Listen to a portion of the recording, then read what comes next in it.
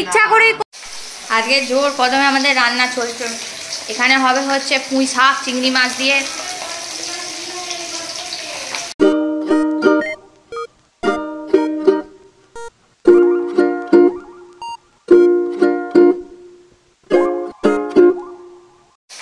আজকে জোর কদমে আমাদের রান্না চলছে।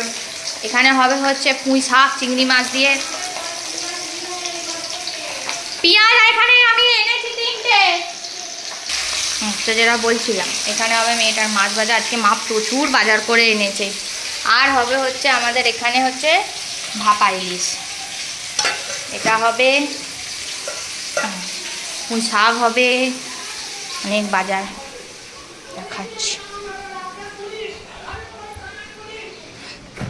এখানে ফ্রিজ ভর্তি মাছ, শামুক ঝিনুক গেরি, 2 রকম জ্যান্ত মাছ, পোনা মাছ, এখানে ট্যাংরা মাছ, সমস্ত কিছু মাছ, মৌরলা মাছ, চিংড়ি মাছ।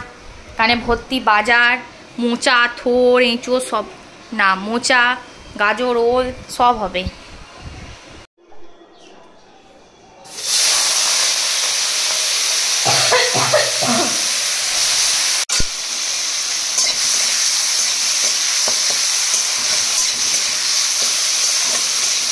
হয়ে গেছে, এবার তুলে নেবে। একটুখানি তো হালকা নেড়ে নেওয়া। রাঁধুনি আর 5 ফোড়ন দিয়েছি।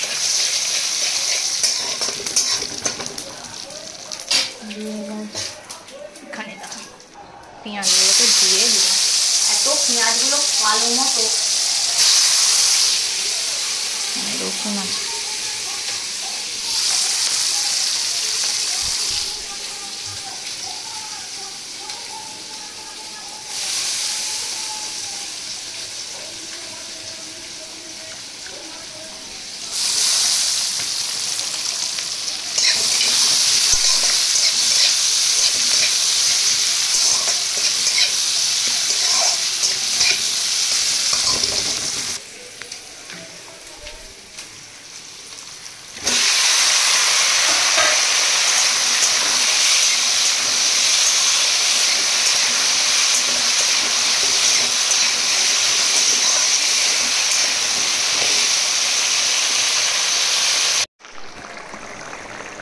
আনাজগুলো ভেজে শাক সেদ্ধ করে রেখেছিলাম, সেটাকে ভালো করে দিয়ে তার মধ্যে নুন হলুদ অল্প গুঁড়ো লঙ্কা আর দিলাম, মিষ্টি দিলাম, দিয়ে ভালো করে দিয়ে সেদ্ধ হতে এই সবে মাত্র চিংড়ি মাছ দিলাম, দিয়ে এবার চাপা দিয়ে হয়ে গেলে লাস্টে একটুখানি এই যে সর্ষে বাটা দেবো, দিয়ে জাস্ট চাপা দেবো, ফোটাবও না কিচ্ছু না। এখানে ইলিশ মাছটা 2টো সিটি হবে ভাপা, আর তারপর ওলটাকে সেদ্ধ করব। আর এখানে আমাদের চুনো মাছের ঝাল হবে। সকালবেলা এক পক্ষ চান টান করে পুজো করে সব কিছু হয়ে গেছে। এইখানে মেয়েটা এখন খাচ্ছে। তারপরে আজকে তো রান্নাবান্না হলো, ইলিশ মাছের ভাপা হলো, পুঁই শাকের চচ্চড়ি হলো, সবই হলো। ওপরে ফ্রিজে আমের চাটনিটাও আছে, বের করে ফেলবো, হয়ে যাবে। আর একবার ওপরে ছাদে গেলাম, আজ 3 দিন ধরে জামা কাপড় কাচতে পারিনি, তো সেগুলোকে কাচলাম, কেচে আবার চান করলাম, শ্যাম্পু করলাম, করে তারপর এখন ওকে খাওয়াচ্ছি। এবার শান্তি যে 2 মিনিট চা খাবো, সেটাও শান্তি নিয়ে ওকে খাইয়ে তারপর আবার এসিটা চালাবো, চালিয়ে বসবো। ও ইচ্ছা করেই করছে। প্রথম তো ঠিক বোতলটা খুলতো, জল খেত।